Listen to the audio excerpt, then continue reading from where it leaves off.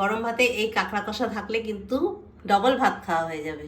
কড়াই জল ফুটতে দিয়েছি, দিয়ে দিচ্ছি 2টা এলাচ আর একটু দারচিনি, হলুদ, একটু লবণ। কাঁকড়াগুলোকে সব ছেড়ে দেবো। 5 মিনিট মতো ফুটিয়ে নেবো। সর্ষের তেল নিয়েছি, দারচিনি, করা পেঁয়াজ। পেঁয়াজটা ভালো মতো ভাজা হয়ে গেছে। রসুন বাটা, জিরে আদা কাঁচা লঙ্কা বাটাটা, টমেটো বাটা, হলুদ, কাশ্মীরি লঙ্কার গুঁড়ো, লবণ, চিনি। ভালো করে আমি কষিয়ে নেব। টক দই ফেটিয়ে নিয়েছি, সেটা দিয়ে দিলাম। ঢাকা দিয়ে আস্তে আস্তে কষিয়ে নেব। এবার কাঁকড়াগুলো সব একে একে দিয়ে দেবো, কষিয়ে নেব।